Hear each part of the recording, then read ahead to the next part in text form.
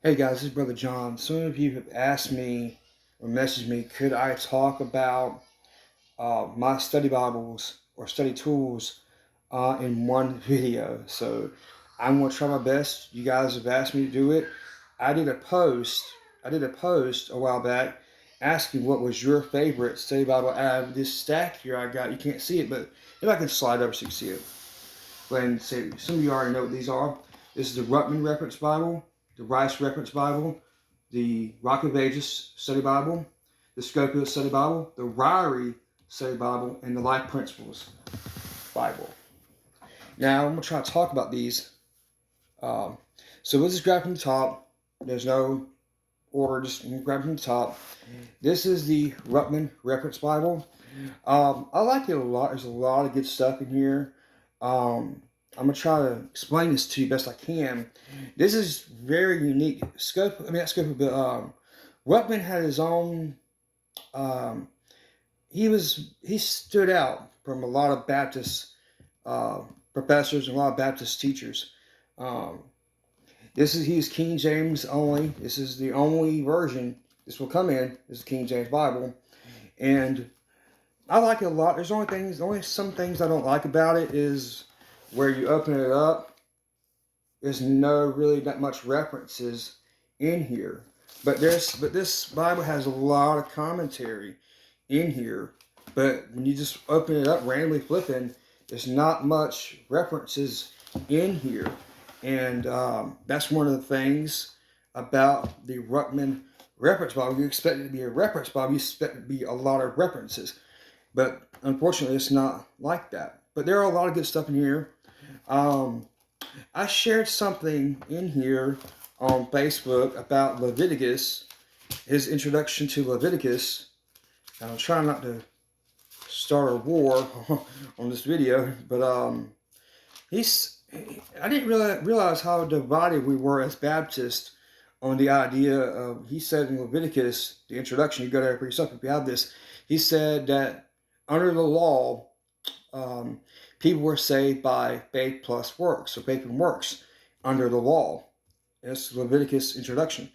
I've always was taught that we're saved by grace through faith in every dispensation. That's how I was taught. But a lot of people agree with Rutman, say he was right. Some say no, he's wrong. And I didn't realize how divided we were on that. But other than that, this is a pretty good reference Bible. It's got a lot of interesting notes, a lot of good. If you know Rutman, you know he's got a lot of interesting things to say. Moving on, this is the Rice Reference Bible. A lot of people ask me about this. And this is a basic reference Bible. There's more, just randomly flipping, there's more references in here than there are notes, because this is a reference Bible. And just randomly flipping, you can see there's tons of references, but hardly no commentary. This is this is actually my first ever reference Bible I ever owned. And I cut my teeth on this Bible. And a lot of people ask me, am I selling it? I'm like, no, I'm not selling it. Very fortunate to have it. And just randomly flipping, you can see that there's tons of references, but not that much commentary on this. So, that's actually kind of good. What can I say about this? The only thing I don't like about this is that the font size of the notes is very terrible. Very terrible. I could try to show it to you, but it'd be so small I probably won't be able to tell. But other than that, it's very small, carrying size, hand size. Well, moving on. Try to hurry up through this. This is a favorite of mine. It's actually my favorite one. This is the Rock of Ages Study Bible. This Bible is literally falling apart. And I like this a lot. Here's a note that was written to me. And this Bible, the font is amazing. It looks like large print. Even the introductions font is like really good. It's got maps in here. So this is a study Bible, not a reference Bible. So you won't see a center column or double column references because it's a study Bible. This is a favorite amongst a lot of us. I really don't have anything I could say that can improve this Bible. Just look at the font right here in Genesis. It looks amazing. I really don't see any improvement they could do on this. To be honest with you, it's basic and it's not overwhelming. It just gives you just enough.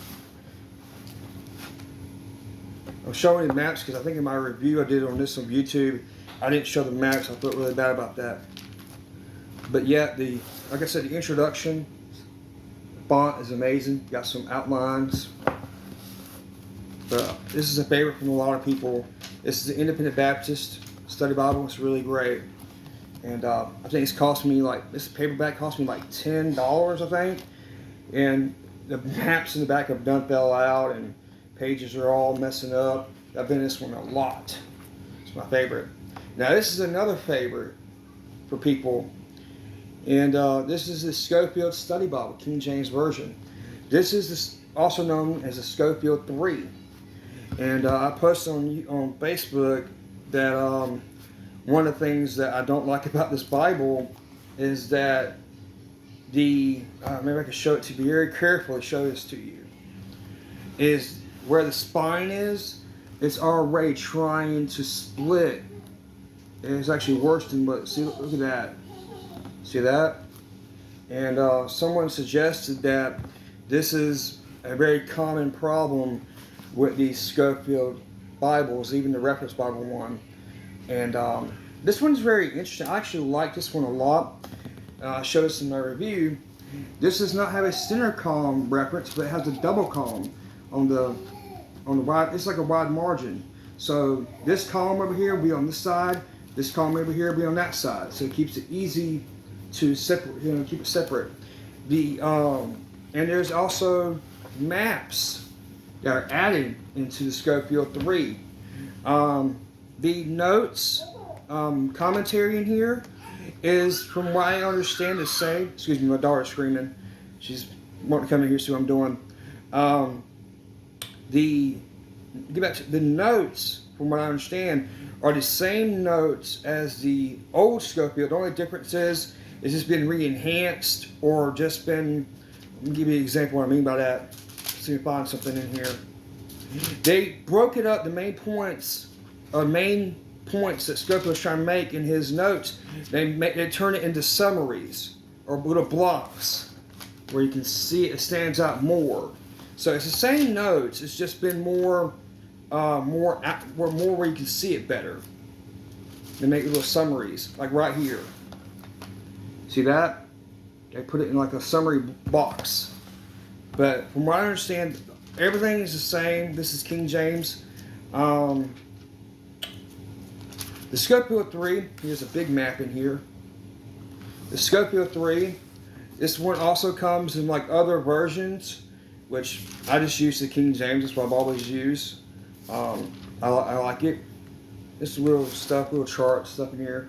This is a favorite for a lot of people, but I probably will not get another one because of the problems it had with the spine coming apart. A lot of people said this is a problem. One of the other problems I had with this one is the introduction page. There's the actual introduction page. The font size is very terrible.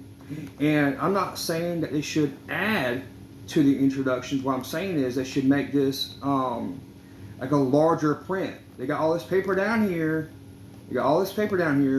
But yet it's small font. I mean, I'm not planning on writing here, so they should at least. I think when they made this, they should have made the font size bigger to cover up the page. And it's not just this page; it's all over the place. I can randomly flip and I can show it to you.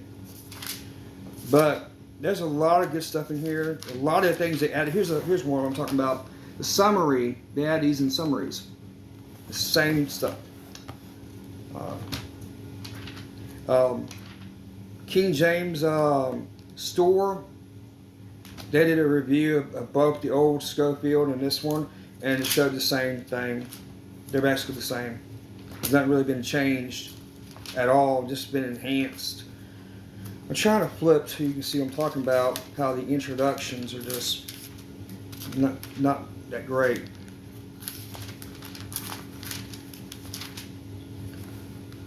Anyway, this is a good one. A lot of people love this one. I'm trying to move on.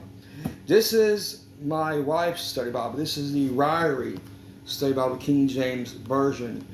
This is very similar to the Schofield, where you would see, this is Study Bible, this is not a reference Bible, but I'm trying to put it somewhere. They actually have this in kind of like a wide margin, where you see the references are going to be on the side, kind of like how it was with Schofield. The column over here, be over here, column over here, be over there. But this difference between this one and the one we just looked at is that where the reference is, that's where it's going to be right beside. So this right here, this verse will be right here. So this verse will be right, I'm looking at the screen. So they actually put, here's chapter 30, verse 7, here's verse 7 right beside it. So it's actually something that we would probably do as people have their own journaling Bible or by margin or whatever. It's very similar to Schofield. Matter of fact, while I'm saying this, go ahead and say this right now. All of these ones that we're looking at, they're all premillennial, dispensational, pre-tribulational, all of them are. Now, when it comes to like the King James position versus non-King James position, you will see that the person, the notes, who's putting the notes in here, you can see by the notes where they favor the King James or disfavor the King James. And so that's something you will see. That's going to be in every study Bible.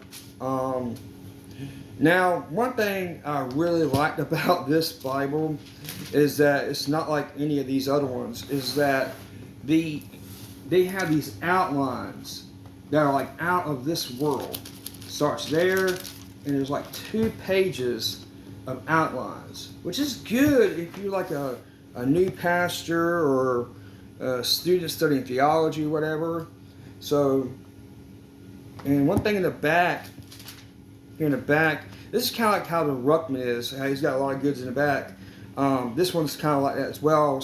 Not Scoop, but Ryrie's got these Bible doctrines he goes through, starting in the back, and just kind of talks about different Bible doctrines and theology in the back.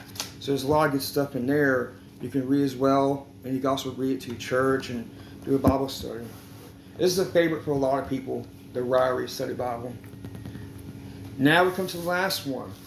Now this is my wife's favorite. This is the Life Principles Bible by Charles Stanley. It's King James Version, double ribbons.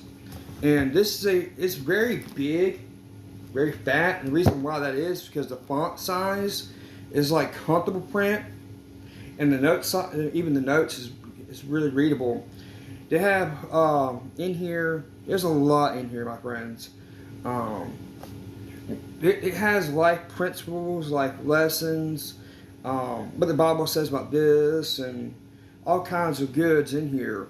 I haven't read anything in here that I don't disagree with.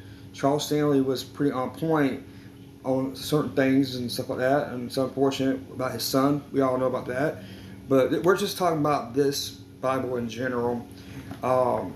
There's a lot of stuff in here. This is not, what's the word I'm looking for? This is not an academic Bible. This is like basic, kind of like a devotional Bible, where you get kind of just gives you the life. It's kind of like a life application, but life principles, whatever. And they have questions to life questions and summaries and articles in here. A lot of goods in here. But this is my wife's favorite. It's also a favorite for a good friend of mine who actually recommended it to me. Well, I know I didn't really answer a whole lot of these questions, but as of right now, my favorite would be, if you had to ask me, that all of these have their pros and cons and stuff like that. But my favorite of all these would be the Rock of Ages, and the Rice Reference Bible is out of print. Thomas Nelson is out of print, and you can still find all of these. You can go to Rock of Ages store; they still have it. A lot of people say you should get the Church Bible Publisher or something like that, Schofield. instead of the Oxford because of I'm not sure if it's because of the spine that they feel that way. Maybe so, I don't know. But I love you guys. If you have any questions about these, just let me know. And they're all good. And some say, can I live without the Rice Reference Bible? Of course you can. Even though it's out of print and costs a lot of money, you can still live without it. It's just a basic reference Bible. I mean, I guess you guys want me to throw in some recommendations of ones I don't have. Problem is I can't do that because I don't own them, so I don't know what's in them. Some say to me, should I get the Thompson chain? And that's a favorite for a lot of people. I just don't own it. Some people say, well, the Open Bible by W.A. Criswell, King James, is great. I'm not saying it's not. I just don't own it, so I can't compliment on something that I don't own. Makes sense? These is just what God has given me over the years of time, and that's basically about it. So I'm sorry if I didn't answer your questions. If you can always message me, and content in all of these are pretty well balanced. So, well, I love you guys. God bless. Bye-bye.